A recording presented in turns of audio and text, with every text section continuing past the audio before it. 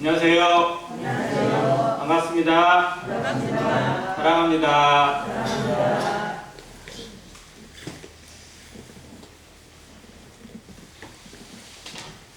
날짜를 정할 때는 여유가 있는 것 같은데 닥치면 금세 왔구나라는 생각이 정해지는 것 같습니다. 남원 성운교회에서 총 전화를 받은 게 2달 전이거든요. 2월 초에 연락을 받고 여유가 많다는 생각이 들었는데 어느새 코앞으로 다가왔습니다. 기도해 주실 거라고 지금도 기도하고 계실 거라고 생각이 되어지고요. 또 성령의 위로를 또 구하는 기도가 있습니다. 어느 곳에 집회에 초청되어서 가서가 중요한 게 아니고 범사에 예수를 증언하고 나타낼 수 있는 그런 형제가 되도록 기도해 주시기를 부탁드립니다. 오늘 야고보서 4장 공부가 들어갑니다. 4장을 한 2주에 걸쳐서 이렇게 공부를 하고 있는데요. 4장은 내용이 짧은 반면에 그 안에 담겨있는 메시지는 정말 깊이 생각해 볼 만한 내용들이 참 많이 있습니다. 2주에 걸쳐서 다 끝낼 수 있을지 참 잘 모르겠는데 아무튼 허락하시는 데까지 보도록 하겠습니다. 3장에서 서에 대해서 말에 대해서 입술을 제어하지 못하는 결과가 얼마나 어려움이 되는지를 보여주고 있고 또 그것이 교회와 성도들 사이에 상당한 문제로 나타날 수 있음을 경고를 했습니다. 4장에서는 이게 실체적으로 교회 안에서 이루어질 수 있는 그런 문제를 다루고 있고 또 뒷부분에 가면 이제 재물에 관계되는 돈에 대해서나 자기의 부를 계획하는 그런 모습들에 대해서 경고하면서 나름대로 뭔가를 이루고 뭔가 부가 있고 명예가 있고 뭔가 여유가 있는 그런 성도들에게 주시는 경고들로 또 이어집니다. 4장 초반부를 잠깐 보겠습니다. 1절입니다. 너희 중에 싸움이 어디로부터 다툼이 어디로부터 나느냐 너희 지체 중에서 싸우는 정욕으로부터 나는 것이 아니냐. 싸움과 다툼이 어디서 오는가? 왜 싸우고 왜 다툴까요? 사람이 싸우고 다투는 근본적인 이유는 어디 있을까요? 뭔가 문제가 있기 때문에 싸우고 다투겠죠? 그런데 그 문제를 여기서는 뭐라고 하냐면 정욕이라고 비교를 해주고 있습니다. 너희 지체 중에서 다투고자 하고 이기고자 하고 시기하고자 하는 이 정욕이 제어되지 못해서 나타나는 결과가 아니냐라고 반문해주고 있는 겁니다. 그런데 헬라어를 한번 찾아봤더니 싸움과 다툼이 약간 단어의 차이가 있어요.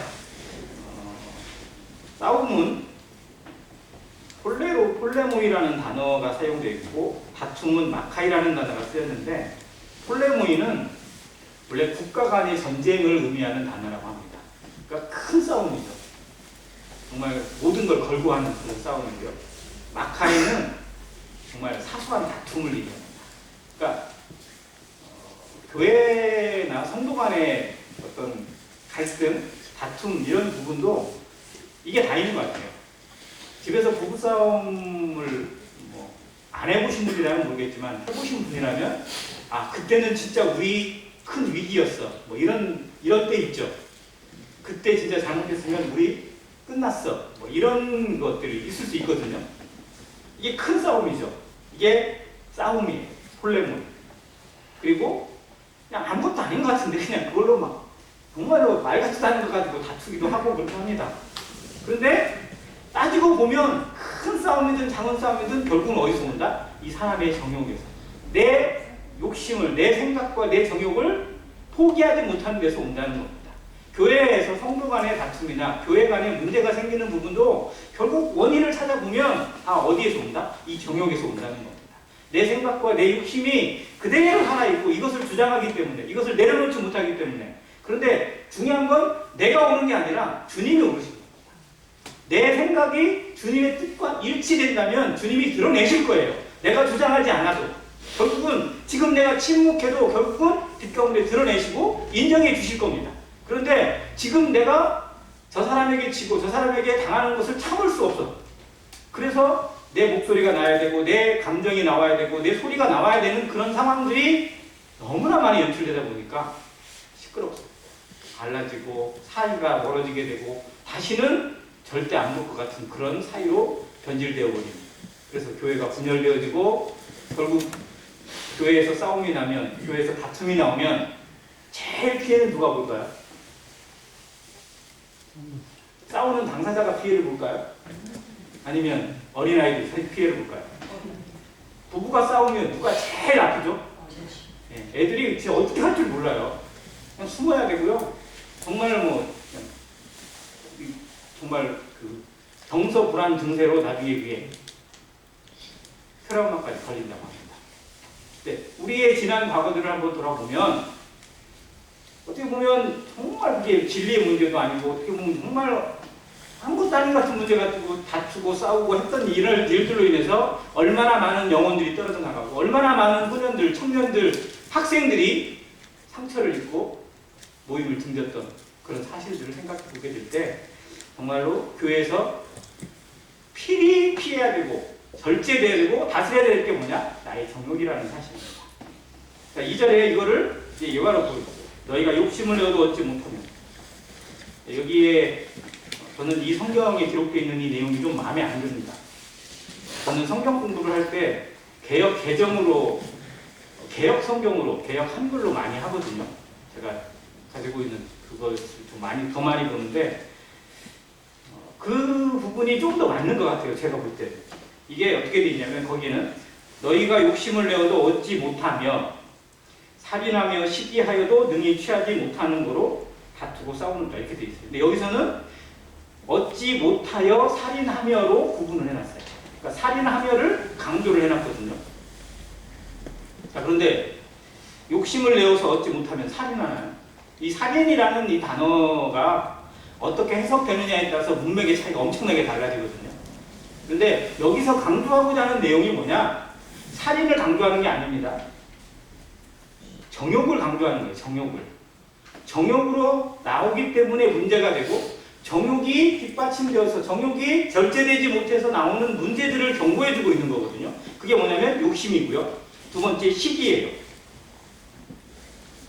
자, 살인하며를 시기할 파자 쓴 게 뭐냐면 강조를 하는 겁니다. 살인할 정도로 시기해도 능히 취하지 못한다. 사람의 마음을 표현하는 그 단어가 한 가지가 뭐냐면요. 일종의 블랙홀이래요. 사람의 마음이. 우주에 있는 블랙홀은요. 정체가 정말 불분명합니다. 그런데 놀라운 건 뭐냐면 자기보다 훨씬 큰 행성이나 뭐 이런 것들은 어떻게 돼요? 빨아들여 버려요. 그러고도 채워져요? 안 채워져요? 안 채워져요. 이 사람의 마음이 약간 그런 부분이 있어요. 어떻게 보면 정말 마음 아무것도 아닌 거고 되게 작은 것 같은데 온 세상을 갖다 줘도 이게 다 못 채워요. 어마어마한 그 흡수 능력을 가지고 있는 게 사람의 마음이거든요. 이 욕심이에요. 제가 많이 하는 비유인데 정주영 회장님 그때 당시에 그의 정주영 회장의 재산이 벌써 몇 년 전이에요. 10조가 있었대요. 10조가. 지금도 10조 있는 사람 우리나라에 많지 않거든요. 뭐 손에 꼽을 정도로 있어요. 10조가 있었으니까 얼마나 많았겠어요. 기자가 거기서 정말 남들보다 제일 성공했고 많은 부자겠으니까 부족한 게 없겠습니다. 그랬더니 딱 한 가지가 부족해요. 뭐가 부족할까요? 돈이 좀 더 있었으면 좋겠어요. 얼마가 더 있었으면 좋겠습니까? 한 10조쯤 더 있었으면 좋겠어요. 끝이 없습니다. 자, 여기서 다루고자 하는 내용이 뭐냐? 욕심을 내어도요, 만족이 없어요. 사람이 욕심을 내고 욕심을 부리는 것 자체가 나쁜 건 아닙니다. 그것이 자기를 발전시키는 원동력이 되니까. 그런데 여기서 말하는 건 뭐냐면 정욕으로 계속 쓰는 거예요. 정욕이 끊어지지 못해요. 절제가 안 돼요. 그래서 계속 달라가요. 계속 원해요. 그 하나가 채워지면 만족하고 감사가 되는 게 아니라 더 다른 걸 요구해요. 그게 인간의 모습이고요. 인간들이 발전이라고 하고 성장이라고 하고 나아졌다고 말하는 것들이 실상은 이 모습에 담겨 있어요.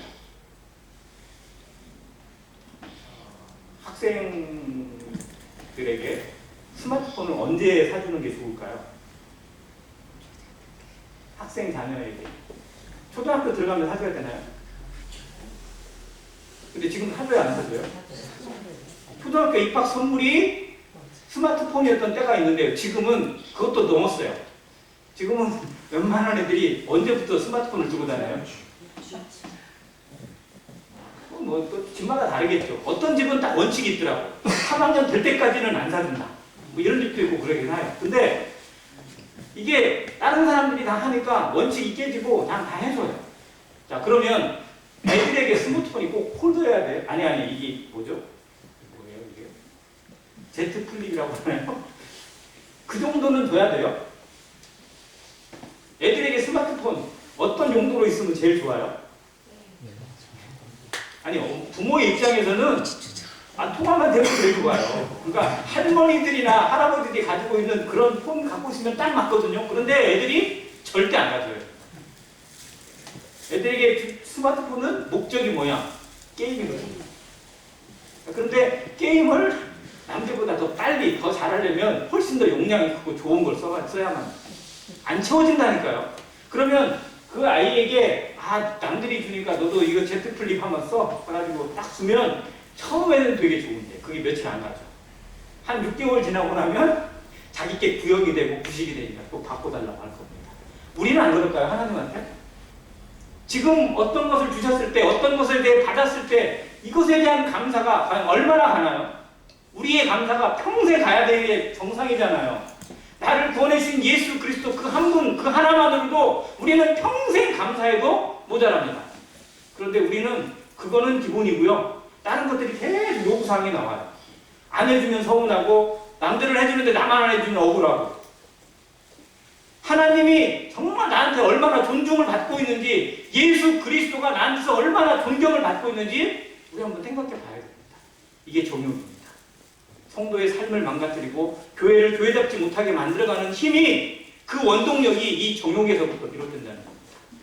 3장에서는 그게 말에 의해서 나왔다면 이 부분은 이제 본질적인 문제를 다루고 있어요. 자, 그러면서 욕심을 내어도 얻지 못하고 살인할 정도로 시기해도 취하지 못한다. 취하지 못하면 그걸로 하나님의 뜻을 생각하고 깨달으면 좋은데 계속 다퉈요. 그리고 싸웁니다. 채워지지 않으니까 불만이 다른 데로 표출돼요. 옆에 있는 사람에게, 가까운 사람에게, 그리고 하나님에게 원망을 쏟아놓고. 이게 교회의 모습에 대해서는 절대 안 된다는 겁니다. 교회는 감사로 채워지고 만족으로, 기쁨으로, 즐거움으로, 희락으로, 평강으로 채워져야 될 곳이 이론적으로 맞잖아요. 교회의 성도들은 마음에 늘 감사가 있는 게 정상이고요. 찬양이 넘치는 게 당연하고 그리고 평강으로 가득 채워져 있어서 누구를 만나든지 웃고 누구를 만나든지 복을 빌어주고 어떠한 일을 만나게 되면 먼저 자원해서 나눠주고 하는 것이 지극히 정상이에요. 그런데 과연 우리가 이 정상을 제대로 밟고 있느냐? 그렇지 못한 때가 너무 많다는 겁니다. 여전한 욕심, 여전한 정욕, 여전한 본성이 깨어지지 못한 상태에서 이게 절제되지 못하고 계속 표출되고 있습니다. 하나님 앞에서도 이 관계가 어그러질 수 있다는 겁니다. 그래서 이 부분에 우리가 유명한 말씀입니다. 너희가 구하여도 받지 못하면 정욕으로 쓰려고 잘못 구합니다. 자, 이 부분은 우리가 기도에 대한 걸로 원래 이야기를 많이 합니다. 너희가 얻지 못하면 구하지 아니하며 구하여도 받지 못하면 정욕으로 쓰려고 잘못 구합니다. 그러니까 여기서 결론 내용은요. 정욕으로 쓰려고 잘못 구하는 것. 우리의 삶에 성도들의 삶에 있어서 정욕이 다스려지지 못한다면 그건 기도가 아니라는 겁니다. 그러니까 기도하기 전에 기도의 제목을 정해놓고 기도를 엎드리기 전에 내 입을 통해서 하나님 앞에 말하기 전에 뭔가를 이야기하기 전에 이것이 과연 정욕으로부터 시작된 것인지 스스로 점검할 수 있는 시간이 필요합니다. 필터링입니다. 우리가 정수기에서 물을 먹든지 뭐에서 물을 먹든지 걸러진 물을 먹잖아요. 우리 집에 오는 수돗물은 저기서 걸러져야 안 걸러져요? 거기 걸러지니까 우리가 먹을 수 있는 거지. 안 걸렸다고 생각하면 먹을 수 있겠어요? 끓이고 30분에도 못 먹습니다. 그래서 광고하잖아요. 서구에 있는 아리스 같은 경우는 진짜 그냥 먹어도 막 건강한 물이라고 막 홍보까지 하면서 광고까지 합니다. 자, 무슨 걸러진 거예요. 하나님 앞에 드려지는 단계는 걸러져야 됩니다. 그런데 걸러지지 못한 채 나오는 것이 얼마나 많은지, 내 욕심, 내 정욕, 내 생각들이 걸러지지 못한 채 하나님 앞에 표출되어지고 다른 사람에게 나타났을 때 얼마나 큰 문제를 나타낼 수 있는지 우리는 한번 좀 생각해야 합니다. 이것이 하나님이 이 야고보를 통해서 교회에게 주신 권면입니다.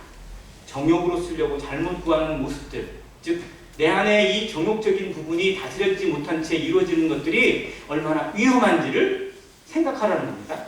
4절입니다. 무서운 말인데요. 가늠한 여인들아, 세상과 겉든 것이 하나님과 원수됨을 알지 못하느냐.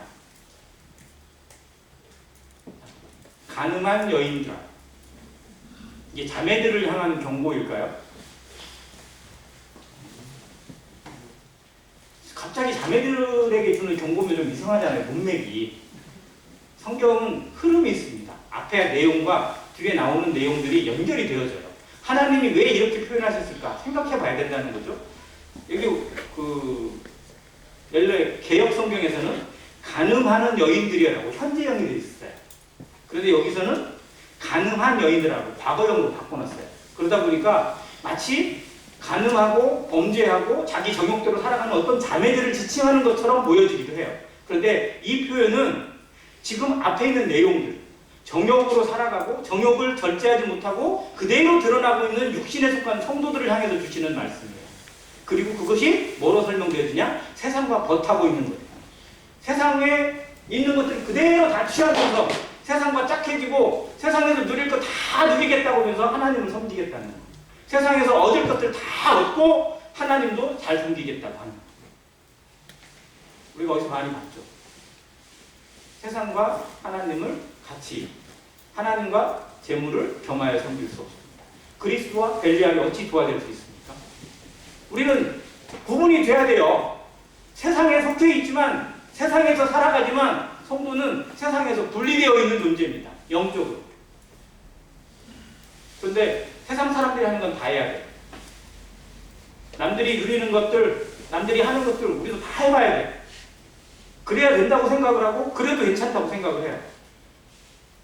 먹는 거나 뭐 이런 것들은 기본이니까 그건 상관없어요. 그런데 세상의 유행이나 이런 것들까지 우리는 다 해보려고 합니다. 남들이 하는 유행 어떤 그런 것들도 뒤처진다고 생각을 하고 안 하면 내가 바보라고 생각을 할 수 있어요. 그런데 과연 그게 정답일까? 생각해 봐야 된다는 거죠. 성도라면.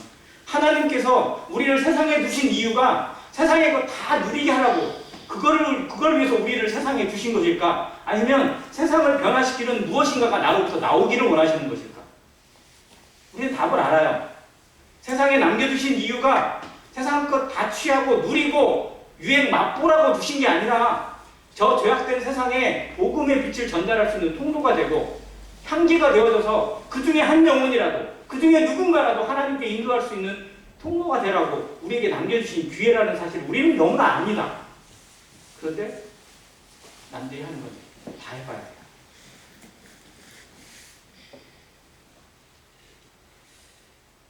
이게 세상과 벗된 것과 말씀이 어긋난 걸까요? 세상과 벗된 것, 세상에 살아가지만 구분된 성도의 삶을 살아가는 성도들 많습니다. 사람들이 쟤는 정말 이상해. 쟤는 정말 이해가 안 돼. 저 사람은 뭔가 달라.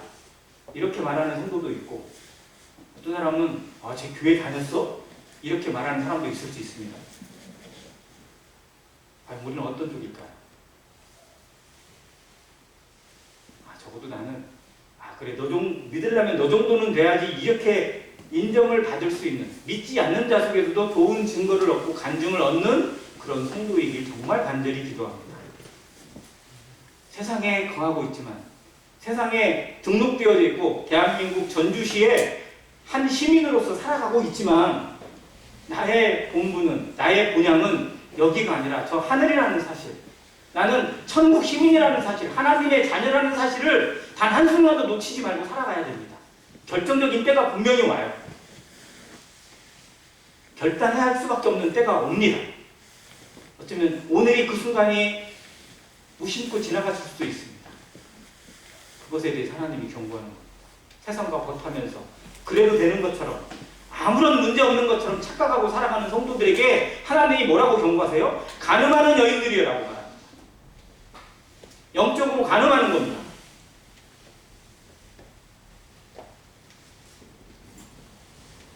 교회는 그리스도의 뭐예요? 또 마지막 날에 신부잖아요. 그럼 우리는 결혼식을 안 했지만 이미 그리스도와 뭐 한 거예요? 약혼했어요, 안 했어요? 약혼한 신부를 뭐라고 하죠? 예비 신부라고 합니다. 결혼식 날짜 잡아놨어요. 결혼식 날짜 잡은 예비 신부. 자, 행실이 어때야 되겠어요? 정결해야 돼. 아무 남자 만나고 다녀요. 왜? 아직 결혼 안 했으니까.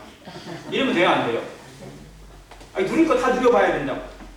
막 손도 봐보고 뭐 소개팅도 해보고 뭐 어디 가서 뭐 클럽 가서 놀기도 해보고 해봐야 되는데 왜? 누릴 건 다 누려봐야 되니까. 이렇게 말하면 예비 신부가 아닙니다.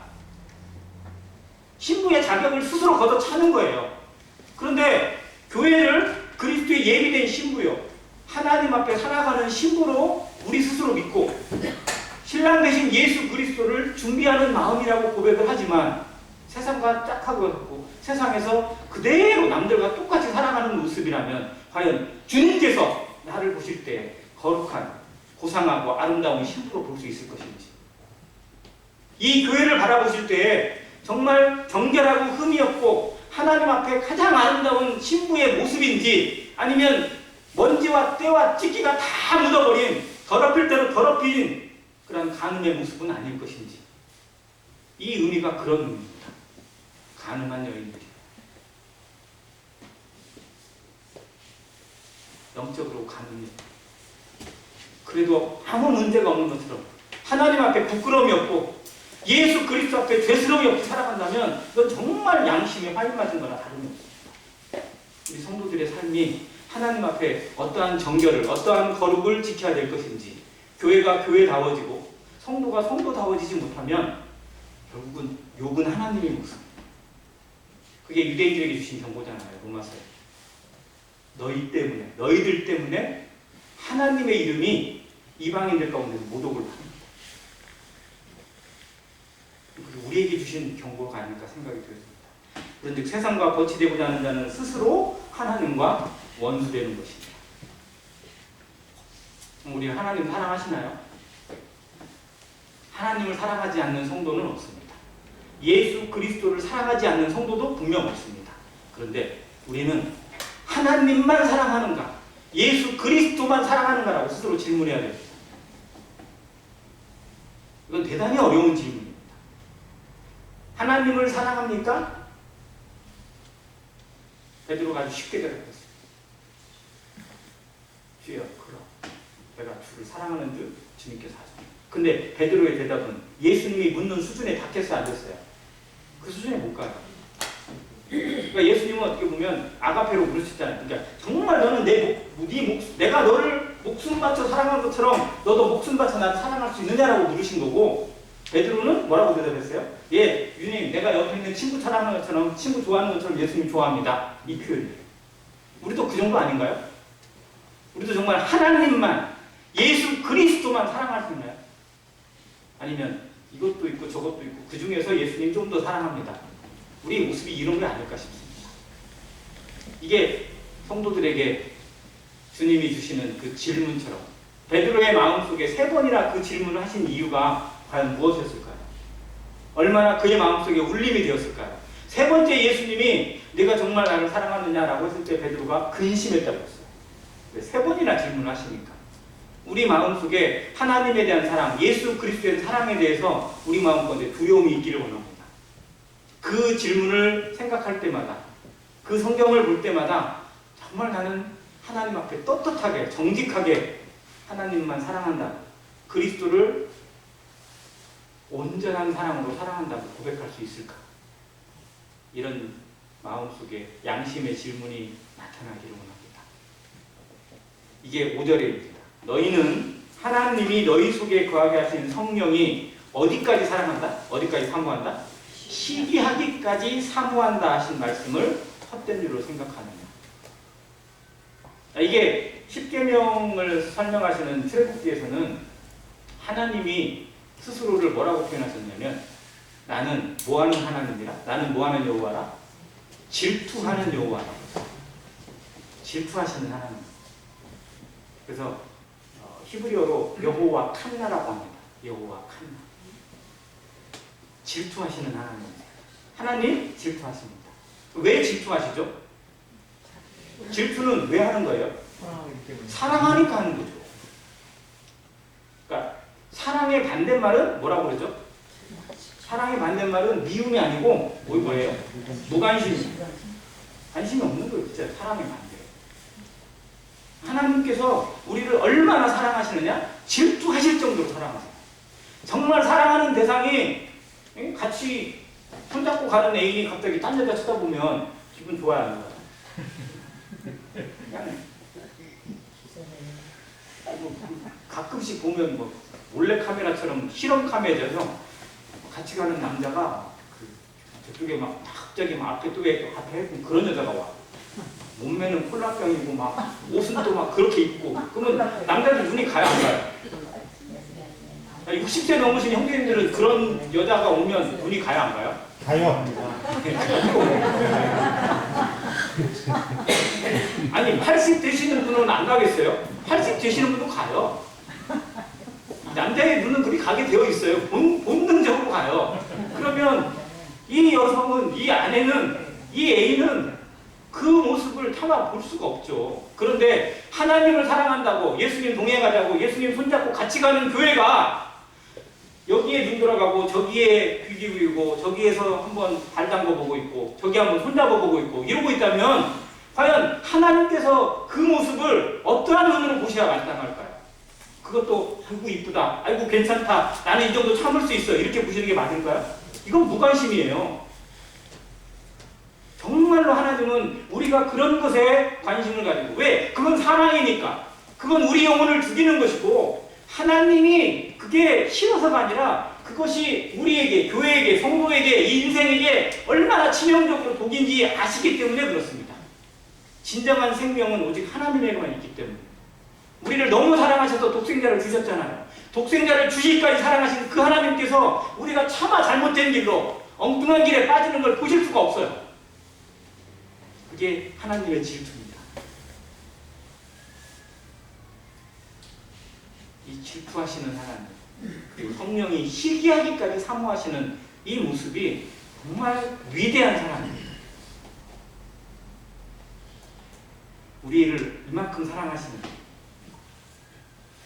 우리는 이 사랑을 몰라서 나는 하나님한테 별 관심의 대상이 안 되는 것처럼 착각하고 하는 내 기도는 들어주시지도 않는 것처럼 스스로 착각하고 그래서 아예 기도도 포기하고 순종도 포기하고 헌신도 뒤로 밀어버리고 혼자 착각. 하나님은 그런 것을 성경에 보여주신 적이 한 번도 없고요. 우리에게 드러내신 적도 한 번도 없어요. 다만 내 생각에서 그래요. 철부지 어린아이가 어느 날 엄마 아빠한테 막 서운해가지고 엄마 아빠는 나의 친엄마 아빠가 아닌 것 같다. 왜? 딴 사람들한테는 막 잘했다 나한테는 계속 막 안 좋은 소리만 하고 막 꾸중만 내고 칭찬 한마디 하는 걸 못 봤다고. 물론 부모가 잘못한 것도 있겠지만 그런데 정말 부모의 마음을 이 아이가 다 알아요? 몰라요. 그래서 어느 때는 막 그냥 부모가 막 진짜 내 친부모가 아닌가, 나는 어디서 주워온 놈인가 막 이런 생각을 하고 어디서 막 옛날에 저도 좀 놀랬던 말이에요. 다리 밑에서 주워왔대요. 진짜 나 다리 밑에서 주워온 줄 알았어. 아무튼 그런 표현이 그냥 막 그대로 머릿속에 들어가지고 스스로 여기가 내 집이 아닌가 보다 하다 어디 가서 살지 막 이 생각만 하고 있으면 이게 진짜 괜찮은 거예요. 근데 성도들이 이렇게 살지 않나요? 하나님이 지금 이 순간에도 우리를 얼마나 사랑하시는지 그걸 느껴보려고, 그걸 만나보려고, 그걸 체험해보려고 기도하고 엎드리고 말씀을 묵상하는 게 아니라 자기 혼자만의 항상 상상력으로 나는 잘못했, 나는 뭔가 문제가 있나? 뭐 이 생각만 하고 있으면 이게 기특한 거예요. 이게 정말 하나님 마음을 아프게 하는 거예요. 나를 어떻게까지 사랑하셨는지 성경이 우리에게 증거하고 있고 여기에 보여내잖아요. 성경이 시기하기까지 사모하신다는 말씀을 못 들어봤느냐. 나는 너희를 이렇게 사랑한다 라고 말씀하세요. 사랑하시니까 참아주시고 사랑하시니까 기다립니다. 사랑하시니까 독생자를 아낌없이 주셨고요. 지금도 저 보좌 위에서 우리를 위해서 기도하고 계세요. 한번 질문을 드려볼게요. 내가 내 자녀를 위해서 기도하는 시간 많죠? 자녀들을 위해서. 아마 많은 부모님들이요, 자기를 위한 기도보다 자녀들을 위해 더 많이 기도할 거라고 저는 생각을 합니다. 자녀들을 위해서. 자녀가 더 잘 되고 더 영적으로 성장하고 정말 하나님 앞에 바르게 살아가길, 그리고 더 할 수만 있다면 똑똑하고 공부도 잘하고 이렇게 되길. 그런데 내가 내 자녀를 위해서 기도하는 시간보다 주님이 내 자녀를 놓고 기도하는 시간이 더 작을까요? 훨씬 많습니다. 내가 하지 못하는 엄청난 수준의 기도는 다 주님이 하신다고 저는 믿습니다. 그리고 주님이 눈동자같이 지키시는 그 하나님이신 것도 믿습니다. 내가 내 자녀 지키나요? 내가 내 자녀 미래 책임질 수 있나요? 내가 내 자녀를 위해서 해줄 수 있는 건 정말 극히 제한적입니다. 그래서 나는 하나님에게 의지할 수밖에 없고 예수 그리스도에게 의탁할 수밖에 없습니다. 이게 시기, 하나님의 질투입니다. 이 사랑으로 우리를 인도하시는 이 하나님 앞에 정말로 우리 마음이 감동되어지고 녹아지기를 간절히 원합니다. 그런데 6절에 이렇게 표현했어요. 그러나 더욱 큰 은혜를 주시는 하나님이 시기할 정도로, 질투할 정도로 사랑하시면서 우리에게 어떻게 보면 정말 여러 가지를 요구하시고 명령하세요. 그러나 더욱 큰 은혜를 더하십니다. 그 와중에도 하나님은 끊임없이 은혜를 베푸시고 사랑을 더하십니다. 이것이 하나님께서 우리를 향하신 사랑이고 우리를 하나님의 그릇으로, 하나님의 마음을 닮아가는 자로 인도하시는 훈련입니다. 결국 우리가 어떠한 자가 되기를? 겸손한 자가 되기를. 요즘 이 7절에 있는 말씀, 6절 끝에 있는 말씀이 지금 야고보서 4장 초반부에 있는 모든 결론일 수도 있습니다. 모든 문제, 정욕의 문제, 시기의 문제, 다툼과 싸움의 모든 문제가 결국은 이 본성이 제어되지 못하고 절제되지 못해서 나오는 건데 이게 결국은 근본이 뭐다? 교만입니다. 왜? 죄의 본성이 교만이잖아요. 아담이 죄를 범하게 되고 여자가 그 죄의 유혹에 노출되었을 때 무엇 때문에? 마귀의 그 거짓말이 속았잖아요. 거기에서 뭐에 홀랑 못 먹었어요? 그걸 먹으면 어떻게 되나? 눈이 밝아져서 하나님처럼 된다. 사람이 하나님처럼 된다는 것에 확 넘어가고 있어요. 하나님처럼 되고 싶어요. 돈을 많이 버는 사람들은 돈을 많이 벌면 자기가 뭐같이 되죠? 신이 된다고 생각해요. 왜? 돈으로 못하는 게 없다고 생각합니다. 근데 돈을 가져보니까 못하는 게 있어요, 없어요? 많네. 돈으로 안 되는 거 진짜 많네. 이 사람들이 나중에 뭐를 가져야 돼? 돈은 있어. 근데 이제 뭐가 없어요? 권력이 없어. 그러니까 돈을 가진 사람은 필히 권력을 가지려고 정치판에 뛰어들고 뭐에 뛰어들고. 돈도 있고 권력도 있고 있어 보면 자기가 정말 하나님이 될 줄 착각해요. 그런데 어림없어. 할 수 있는 게 결국은 다 제한적이에요. 물론 세상에 돈으로 권력으로 할 수 있는 거 많습니다. 그러나 정말 중요한 문제는 돈으로 권력으로 절대 안 됩니다. 영혼의 문제는. 이 영생의 문제는요. 펄끔만큼도 접근할 수가 없어요. 하나님 앞에 나아가는 문제, 하나님과 평강을 이루는 문제는요. 이것으로 안 되는 거예요. 인간이 얼마나 교만에 빠져 있는지, 얼마나 교만이 극에 달해 있는지를 세상이 보여주고 있습니다. 그런데 그걸 우리가 밀어내는 게 아니라, 걷어차는 게 아니라 부러워해요. 이게 우리 문제 아닙니다. 다 욕을 해요. 정치인들 욕을 하고, 부자들 욕을 하고, 막 욕을 해요. 근데 한편에서는 어때요? 나한테 저거 한 10분의 1만 있었으면 이 생각이 들 때 있지 않아요? 어떤 사람이 막 몇백억을 사기를 쳤대요. 근데 한 5억만 나한테 있었어도 안 그럴 텐데 이 생각이 들어요. 아무튼 사람은 언제든지 이 교만에 빠지게 되어 있습니다. 그래서 어떤 분이 그런 얘기 했어요. 사람은 가만히 둬도 어떻게 된다고요? 교만해져요. 교만은 연습할 필요도 없고요. 배울 필요도 없어요. 왜? 이 본성이 알아서 교만해지게 만드니까. 그러면 겸손은 저절로 교만이 되면 겸손은 어떻게 해야 돼요? 겸손해지려면 어떻게 해야 돼요? 휘지 않고 갈아내야죠. 절대 똑같은 수준의 속도 가지고는 절대 안 돼요. 그러니까 진짜 겸손을 배우려면요, 철저하게 자기를 부인하지 않으면 안 됩니다. 그래도 될까 말까요? 우리의 삶에서 겸손은 끊임없는 과제입니다. 주님을 닮아가는 거니까. 주님을 배우는 거니까. 우리가 1년 동안 열심히 성경 공부하면 주님을 한 20% 닮아갈 수 있을까요? 그렇다고 자분할 수 있으세요? 아니요. 배우면 배울수록 나는 멀었구나. 제가 성경을 너무 내가 모르고 있더라고요. 그래서 성경 공부를 좀 많이 해야겠다. 막 이자도 보고 성경도 보고 막 무슨 강에서도 읽어보고 뭐 자료도 찾아보고 막 해서 열심히 성경을 본 것 같아요. 그래서 남들이 볼 때는 뭔가 좀 아는 것 같아요. 이렇게. 근데 막상 뭔가를 생각 듣잖아요. 모르는 거 투성이에요. 가면 갈수록 더. 과연 우리가 하나님을 공부하고 노력하고 열심히 해가지고 하나님을 이만큼이라도 알 수 있을까요? 정말 하나님께서 보여주시는 것만큼 알고 보여주시는 것만큼 따라갈 수 있다는 사실을 다시 한번 생각해 볼 수 있습니다. 아무튼 이 말씀을 다시 한번 생각하면서 하나님께서 우리에게 이렇게 하시는 이유는, 우리에게 이런 말씀을 주시고 우리 삶에서 이걸 경험하게 하시는 이유는요, 결국 내 속에 계속 찌들어지는 이 교만이 재어지고 주님의 겸손을 배우게 하시기 위함입니다. 교회는 겸손으로 연단되어지고 겸손을 통해서 진짜 교회가 되어갑니다. 우리 삶에 그리스도를 믿는다는 것, 주님의 말씀을 따르고 주님의 말씀을 묵상하고 배우고 기도하고 예배하고 서로 교제하는 것, 결국은 다 주님을 닮아가기 위한 훈련입니다. 그러면 주님을 닮아가는 최고의 덕목은 뭐예요? 주님의 모습 뭐예요? 온유와 겸손이잖아요.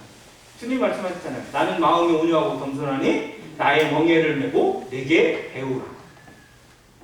그리하면 너희 마음이 쉼을 얻는 것이다. 진정한 안식을 누리게 될 것이다. 수고하고 무거운 짐자들은 먼저 주님께 나와야 됩니다. 자기 죄의 짐을 벗어놓고 주님 앞에 나와서 주님이 주신 그 평강, 그 구원에 맛봐야 돼요. 그런데 거기가 끝이 아니라 이게 시작입니다. 그 사람들은 다시 뭐 해야 돼요? 주님의 멍에를 메고 주님께 배워야 돼요. 그래야 진정한 안식이 하나님의 평강 가운데, 그리고 생명의 능력, 영생의 가치가 우리 속에서 나타나게 하시는 하나님의 형상이 진짜 하나님의 형상으로 되어지는 이 능력을 얻게 됩니다. 이게 바로 온유와 겸손이라는 거예요. 겸손을 우리 삶에서 어떻게 배워가고 있는지, 이게 과제가 되길 원합니다. 나는 얼마나 겸손한가? 겸손이라는 단어 속에 나의 평가를 한번 잡아보시길 바랍니다. 나는 정말 주님의 겸손을 배워가고 있는가? 닮아가고 있는가? 얼만큼 겸손해졌을까? 이게 우리의 기도 제목이 되시기 바랍니다.